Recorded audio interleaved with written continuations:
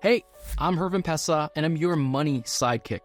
This channel is dedicated to helping you become your own money hero. This is part of our series designed to break down all the things that you need to know to understand your old age security benefit. In this video, we'll walk you through behind the scenes and actually just do a quick screen share here on how you can take the time to estimate your own old age security benefits. It'll be a good primer for you to watch my video on the basics of OAS first, as well as the video breaking down how you could potentially trigger an OAS clawback or a pension reduction. If you like videos like this and you find them helpful, please do like, share, and follow, and subscribe. It's free, it's quick, it's easy. And it helps other people benefit from information like this. So let me just share this screen very quickly here. You can get access to this calculator and other resources in the links below.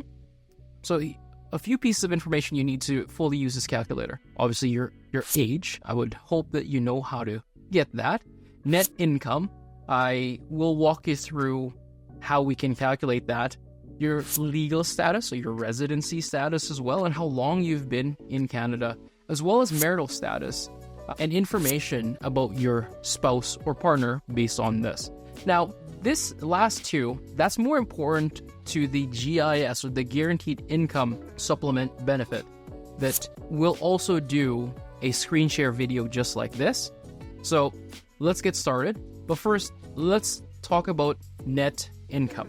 So the old age security benefit is calculated based on your net income, not your taxable income. So what's the difference between the two? When you look at it, it's in line 23,600 as far as net income is concerned, and 26, well, why am I reading it like that? It's line 23600 and line 26000.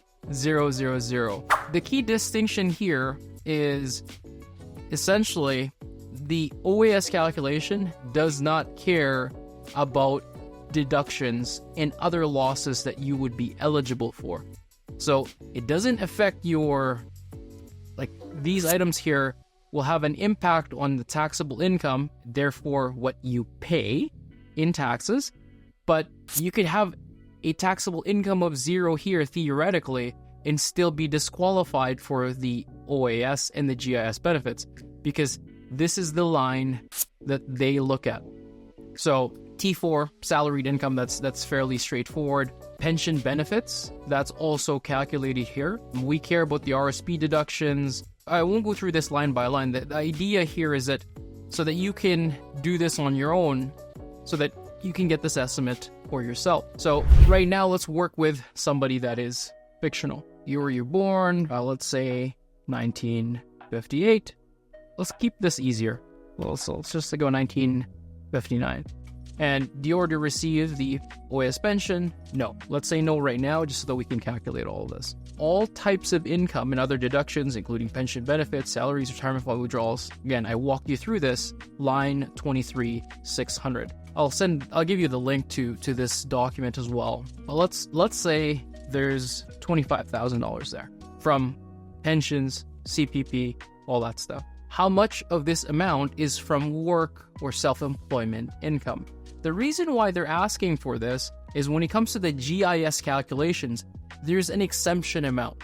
You can earn a little bit of income from your work in your retirement as a part-time job or part-time consulting, and it wouldn't automatically reduce your GIS benefit. That's why they're segregating this. But let's assume that's zero right now. Legal status in Canada, of course, let's just say yes to that. Since 18, have you lived in Canada all your life, essentially? So let's say yes for now, and then we can amend that later. Let's do this with a single person, and let's walk through estimating my benefit. So based on this individual, because they have other sources of income, and to clarify, I'm not sure if I mentioned that, I'm using numbers from 2023. Your OAS and your GIS benefits are determined based on your income from the previous year. So if we earned this last year, if this person earned this last year, all they get to have is the old age Security pension. This is and this is calculated based on this month. We said this person's not receiving OAS yet here, right? You can see that right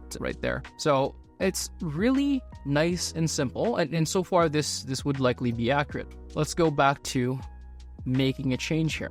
Let's say that this person is married, and it's asking now, are you and your partner living apart for reasons beyond your control? Involuntary separation. Let's assume that the answer to this is no. Let's make this interesting. The partner, let's make them younger. 1962. And they had, say, $5,000 of pension income. No work last year, legal residency, and lived here their whole adult life. See, I didn't change this person's income. I changed the marital status. Now, they're qualified for the guaranteed income supplement. The reason for that is the guaranteed income supplement threshold is different for individuals who have partners and spouses or are married that have partners that don't qualify for the GIS. And in this case, their partner is qualified for the allowance. That's right now. So I hope that's enough of a primer to just give you a breakdown on how to do this yourself. And it's just really, the Government of Canada's calculator is pretty decent, but it takes some breaking down, especially with net income. Most people would not be familiar with this form. So I hope this is helpful. I'll see you in the next video. I'll do this again, but work with somebody that doesn't earn a lot and play with how that impacts their GIS. I'll see you there. Now let's go through an example where there's potentially a clawback trigger. I've already walked you through what goes into the T1 General, line 23600. Let's just keep it simple. Let's say there was a $100,000 RSP withdrawal. That's all lumped into that. And we use this calculator to determine eligibility. Let's just use a single individual for now. I really don't want to use this for the clawback calculations, and I'll tell you why. Look at this. Even though I know that this individual's income far exceeds the threshold of $90,997 for 2024 and $86,000 in some in 2023.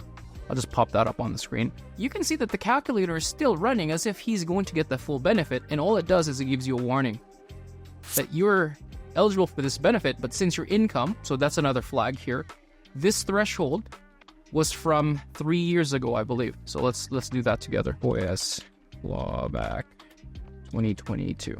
Yeah. So that $81,761 is from 2022. So maybe this calculator isn't all that updated when it comes to clawback and recovery taxes.